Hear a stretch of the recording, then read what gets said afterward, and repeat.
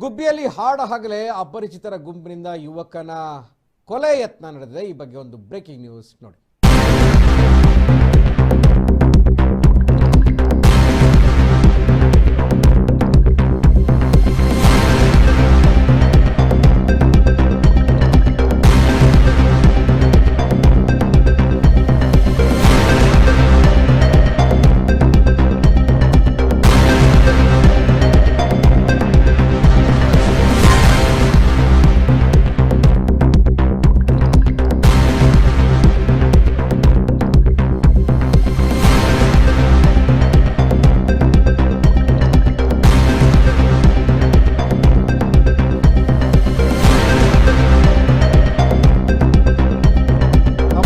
ಗುಂಪಿನಿಂದ ಯುವಕರ ಮೇಲೆ ಹತ್ಯೆಗೆ ಯತ್ನ ನಡೆದಿದೆ. ಗುಬ್ಬಿ ತಾಲೂಕು ತಹಶೀಲ್ದಾರ್ ಅವರ ವಸತಿ ಗೃಹದ ಸಮೀಪದಲ್ಲೇ ನಡೆದಂತಹ ಘಟನೆ ಇದು. ವಸತಿ ಗೃಹದ ಸಮೀಪದಲ್ಲಿ ಬೈಕ್ನಲ್ಲಿ ಇದ್ದಂತಹ ಯುವಕ ಆತ ಮಾರುತಿ ನಗರದ ಮನೆಯಿಂದ ವಸತಿ ಗೃಹದ ಸಮೀಪ ಬಂದಿದ್ದಂತಹ ಮನೋಜ್ ರೈಲ್ವೆ ನಿಲ್ದಾಣದ ಕಡೆಯಿಂದ ಬಂದಂತಹ ಮಹೇಂದ್ರ ಸ್ಕಾರ್ಪಿಯೋ ವೆಹಿಕಲ್ಲು ಯುವಕ ಮನೋಜ್ ದ್ವಿಚಕ್ರ ವಾಹನಕ್ಕೆ ಹಿಂದಿನಿಂದ ಡಿಕ್ಕಿ ಹೊಡೆದಿದೆ.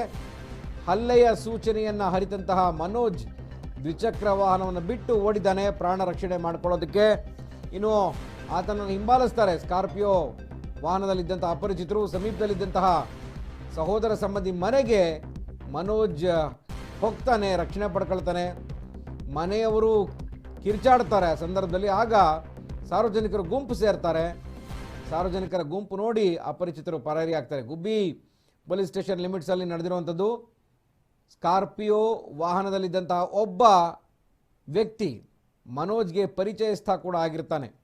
ಸೊ ಈ ಹಿಂದೆ ಕಳೆದ ಒಂದೂವರೆ ವರ್ಷದ ಹಿಂದೆ 2 ವರ್ಷದ ಹಿಂದೆ ಮನೋಜ್ ತಂದೆ DSS ಮುಖಂಡ ನರಸಿಂಹಮೂರ್ತಿ, ಕುರಿಮೂರ್ತಿ ಅಂತಾನೆ ಪ್ರಖ್ಯಾತರಾದಂತಹ ವ್ಯಕ್ತಿ, ಆತನನ್ನು ಹಾಡ ಹಗಲೇನೆ ಟೀ ಕುಡಿತಾ ಇದ್ದಂತಹ ನರಸಿಂಹಮೂರ್ತಿಯನ್ನು ಭೀಕರವಾಗಿ ಹತ್ಯೆ ಮಾಡಲಾಗಿತ್ತು 2 ವರ್ಷಗಳ ಹಿಂದೆ.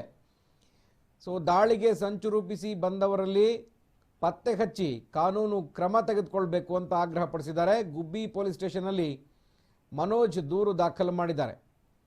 ನೋಡಿ, ಇದೇ ಮನೋಜ್ ನಿಂತಿದ್ದಂತಹ 2 ವೀಲರ್.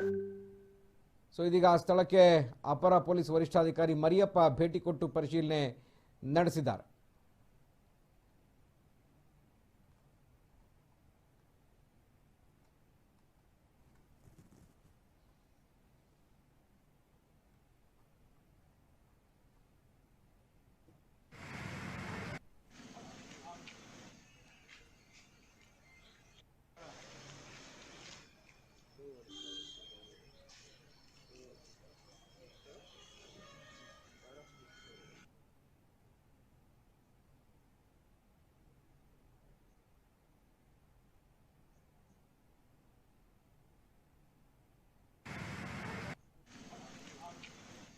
ನಮ್ಮ ಜೊತೆ ಮಾತಾಡೋದಕ್ಕೆ ಇದೀಗ ಮನೋಜ್ ಅವರ ಸಹೋದರ ಅಶೋಕ್ ದೂರವಾಣಿ ಸಂಪರ್ಕದಲ್ಲಿದ್ದಾರೆ. ಅಶೋಕ್ ಅವರೇ ನಮಸ್ಕಾರ.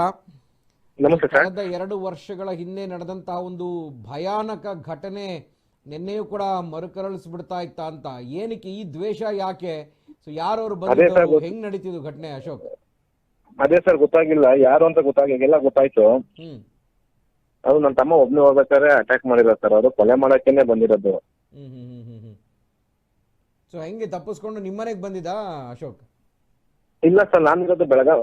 ಇಲ್ಲ ಸರ್, ನಾನಿರೋದು ಧಾರವಾಡ ಹತ್ರ ಇರೋದು. Okay okay. ನನ್ನ ತಮ್ಮ ಇರೋದು ಇಲ್ಲೇ ಗುಬ್ಬಿಲೇನೆ. ನಮ್ಮ ಬ್ರದರ್ ಮನೆ ಇದೆ ಸರ್, ಮಾರುತಿ ನಗರದಲ್ಲಿ. ಅಲ್ಲಿಗೆ ಹೋಗಿ ತಮ್ಮ ಜೀವ ಉಳಿಸ್ಕೊಂಡಿದೆ ಸರ್.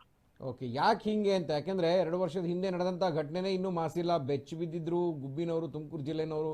ಹಿಂಗೆ ನಡೆಯುತ್ತೆ. ಹೌದು ಸರ್. ಬಟ್ ಇದು ಮತ್ತೆ ಅದೇ ತರ ಆಗ್ಬಿಡುತ್ತೆ ಏನಕ್ಕೆ ಅಂತ ಹೇಳಿ ಇನ್ವೆಸ್ಟಿಗೇಷನ್ ಗೊತ್ತಾಗುತ್ತೆ ಸರ್. ಏನಿದು ಅಂತ? ಹಲೋ ಅಶೋಕ್, ಏನು ದ್ವೇಷಕ್ಕೆ ನಡೀತಾ ಇರುವಂತದ್ದ? ಏನ್ ಘಟನೆ ಇದು ಅಂತ? ಹೌದಾ, ಇದು ಏನಕ್ಕೆ ಅಂತ ಗೊತ್ತಿಲ್ಲ ಸರ್. ನಾವ್ ಯಾವ ಸುದ್ದಿಗೆ ಹೋಗ್ದಲ್ಲ ಏನಿಲ್ದಲ್ಲ ಆರಾಮಾಗಿ ಮನೇಲಿದ್ದಾನೆ ಸರ್. ಅವನು ಮದುವೆ ಆಗಿ ನಾನು ಬುದ್ಧಿವಾದ ಹೇಳಿದ್ದೀನಿ. ಇರೋದೊಂದು ಜೀವನ, ದೇವ್ರು ಕೊಟ್ಟಿರೋ ಜೀವನ. ಏನು ಜಿತ್ಸಾಸ್ ಏನಾಗ್ಬೇಕಾ ಸರ್? ದೇವ್ರು ಕೊಟ್ಟಿರೋ ಜೀವನ ನೆಮ್ಮದಿ ಇಂತ ಜೀವನ ಸಾಗಿಸೋವಾಗ ಸಾಕಾಗೈತೆ ಸರ್. ಆ ಒಂದು ಸಲವಾಗ್ಬಿಡೈತೆ, ಆಗಿತ್ತು ಹೋಗಿದೆ. ನಾವ್ ಅದೊಂದು ಆಗಿತ್ತು ಒಂದು ಕೆಟ್ಟ ಕನ್ಸು ಅಂತ ಹೇಳಿ ಮಾಡ್ತೀವಿ. ಸುಮ್ಮನೆ ನಮ್ ಕಡೆ ನಮ್ ಜೀವನ ಮಾಡಕ್ಕೆ ಬಿಡ್ತಾ ಇಲ್ಲ ಸರ್. ಓಕೆ, ಈಗ ಈ ತರದ ಒಂದು ಘಟನೆ ನಡೆದ ಮೇಲೆ ಏನ್ ಅನ್ನಿಸ್ತು ನಿಮಗೆ ಅಶೋಕ್? ಸರ್ ನಮ್ಗೆ ಜೂನ್ ಮೇಲೆ ನಮ್ಗೆ ಭಯ ಆಗಿದೆ ಸರ್. ನಾವು ಆಚೆ ಹೋದ್ರೆ ಬರ್ತೀವೋ ಬರಲ್ವೋ, ಹೆಂಡತಿ ನಮ್ಮನ್ನ ನಂಬ್ಕೊಂಡು ಹೆಂಡತಿ ನಮ್ಮಮ್ಮ ಹ್ಮ್ ಎಲ್ಲ ಹೆಂಗೆ ಅಂತ ಗೊತ್ತಾಗ್ತಿಲ್ಲ ಸರ್. ಇದ್ರ ಬಗ್ಗೆ ಶಿಸ್ತು ಕ್ರಮ ವಹಿಸ್ಬೇಕು ಸರ್. ನಮಗೆ ಪ್ರೊಟೆಕ್ಷನ್ ಬೇಕಾಗಿದೆ ಸರ್. ಹ್ಮ್ ಓಕೆ, ಈಗ ಇದ್ರ ಬಗ್ಗೆ ನೀವೇನಾದ್ರೂ ಕಂಪ್ಲೇಂಟ್ ಕೊಡುವಂಥದ್ದು ಏನಾದ್ರು ಮಾಡ್ತೀರಾ? ಎಸ್ ಪಿಗಳನ್ನ ಭೇಟಿ ಮಾಡಿ ಹ್ಞೂ ಸರ್, ಎಲ್ಲ ಕಂಪ್ಲೇಂಟ್ ಆಗಿದೆ ಸರ್, FIR ಆಗಿದೆ. ಮಾಡ್ತೀರಾ ಹೆಂಗೆ ಅಂತ? ಅಶೋಕ್, ನನ್ನ ಧ್ವನಿ ಕೇಳಿಸ್ತಾ ಇದೆಯಾ ಸರ್? ನನ್ನ ಧ್ವನಿ ಕೇಳಿಸ್ತಾ ಇದೆ. ನೀವೇನಾದ್ರೂ ಕಂಪ್ಲೇಂಟ್ ಕೊಡ್ತೀರಾ ಹೇಗೆ ಅಂತ? ಸರ್ ಕಂಪ್ಲೇಂಟ್ ಕೊಟ್ಟಿದ್ದೀವಿ ಸರ್. ಅಲ್ಲೇ ಕಂಪ್ಲೇಂಟ್ ಕೊಟ್ಟಿದ್ದೀರಿ? ಹ್ಞೂ ಸರ್, ಕಂಪ್ಲೇಂಟ್ ಕೊಟ್ಟಿದ್ದೀವಿ. ಓಕೆ ಓಕೆ, ಯಾವ ತರ ರಕ್ಷಣೆ ಬೇಕು ಅಂತ ನಿಮ್ಮ ಕುಟುಂಬಕ್ಕೆ? ನಮ್ಮ ಕುಟುಂಬಕ್ಕೆ ನನ್ಕಿನ್ನ ನಂದೇನಿಲ್ಲ ಸರ್, ನನ್ನ ತಮ್ಮಂಗೆ ರಕ್ಷಣೆ ಬೇಕು ಸರ್. ಏನ್ ಮಾಡ್ಕೊಂಡಿದ್ದಾನೆ ಮನೋಜ್? ಏನ್ ಮಾಡ್ಕೊಂಡಿದ್ದಾನೆ? ಏನಿಲ್ಲ ಸರ್, ತೋಟದ ಕಡೆ ಕೆಲಸ ಮಾಡ್ಕೊಂಡಿದ್ದೇನೆ ಸರ್. ಅಡಿಕೆ ತೋಟ ಇದೆ, ಅಡಿಕೆ ತೋಟದ ಕಡೆ ಇದ್ದಾನೆ ಸರ್. ಓಕೆ, ಅಂದ್ರೆ ಈಗ ಈಗ ಏನು ನರಸಿಂಹಮೂರ್ತಿ ಅವರ ಒಂದು ಇನ್ಸಿಡೆಂಟ್ ನಡೀತು 2 ವರ್ಷದ ಹಿಂದೆ. ಹ್ಞೂ ಸರ್, ನಡೀತು. ಆ ಆರೋಪಿಗಳ ಪೈಕಿ ಇದ್ರಲ್ಲಿ ಒಬ್ಬ ಇದ್ದ ಅಂತಾನೋ ಅಥವಾ ಮನೋಜ್ಗೆ ಗೊತ್ತಿರೋ ಒಬ್ಬ ಇದ್ರಲ್ಲಿ ಇದ್ದ ಅಂತ ಏನಾದ್ರು ಅನುಮಾನ ಇದೆಯಾ ಹೆಂಗೆ ಅಂತ? ಹ್ಞೂ ಸರ್, ಇದೆ A13 ಒಬ್ಬ ಇದ್ದಾನೆ ಸರ್. ಸೊ ಅಲ್ಲಿಗೆ ಇದು ಮತ್ತೆ ದ್ವೇಷ ಕಂಟಿನ್ಯೂ ಆಗ್ತಾ ಇದೆ ಹಾಗಿದ್ರೆ? ಅವರೇ ದ್ವೇಷ ಮಾಡ್ತಾರೆ ಸರ್. ನಾವು ಜೀವ ಕಳ್ಕೊಂಡಿರೋದು ನಾವು ದ್ವೇಷ ಮಾಡ್ತಾ ಇಲ್ಲ. ಜೀವ ತೆಗ್ದಿರೋದೇ ನಮ್ಮ ಮತ್ತೆ ದ್ವೇಷ ಮಾಡ್ತಾರೆ. ಓಕೆ, ಧನ್ಯವಾದ ಅಶೋಕ್ ನಮ್ಮ ಜೊತೆ ಮಾತನಾಡೋದಕ್ಕೆ. ಎಸ್, ಮತ್ತೊಂದು ರಕ್ತಸಿಕ್ತ ಘಟನೆಗೆ ಕಾರಣ ಆಗ್ಬಿಡ್ತಾ ಇತ್ತು, ಆದರೆ ಕೆಲವೇ ನಿಮಿಷಗಳಲ್ಲಿ ಅದು ತಪ್ಪಿದೆ. 2 ವರ್ಷದ ಹಿಂದೆ ಗುಬ್ಬಿಯಲ್ಲಿ ನಡೆದಿದ್ದಂತಹ ಕೊಲೆ. ಸೊ ಇದೀಗ ಅವರ ಮಗನಿಗೆ ಸ್ಕೆಚ್ ಹಾಕಿರುವಂಥ ಘಟನೆ. ಮನೋಜ್ ಮೇಲೆ ಹಲ್ಲೆ ನಡೆಸಿ ಆತನನ್ನು ಕೊಲೆ ಮಾಡೋದಕ್ಕೆ ಬಂದಿದ್ದಾರೆ ಅನ್ನುವಂಥದ್ದನ್ನು ಕಂಡುಕೊಂಡ ಮೇಲೆ ಆತ ಅಲ್ಲಿಂದ ಎಸ್ಕೇಪ್ ಆಗಿದ್ದಾನೆ. ತನ್ನ ಸಹೋದರ ಮನೆಗೆ ಹೋಗಿ ಸೇರಿಕೊಂಡಿದ್ದಾನೆ. ಜನ ಸೇರಿದ ಮೇಲೆ ಅವರು ಅಲ್ಲಿಂದ ಚದುರು ಹೋಗಿದ್ದಾರೆ. ಸೊ ಇದು ನಡೆದಿರುವಂಥ ಘಟನೆ. ಇದೀಗ ಈ ಒಂದು ಪ್ರಕರಣ ಸಂಬಂಧ ಈಗಾಗಲೇ FIR ಕೂಡ ದಾಖಲಾಗಿದೆ. ಸ್ಥಳಕ್ಕೆ ಅಪರ ಪೊಲೀಸ್ ವರಿಷ್ಠಾಧಿಕಾರಿ ಮರಿಯಪ್ಪ ಭೇಟಿ ಕೊಟ್ಟು ಪರಿಶೀಲನೆ ನಡೆಸಿದ್ದಾರೆ.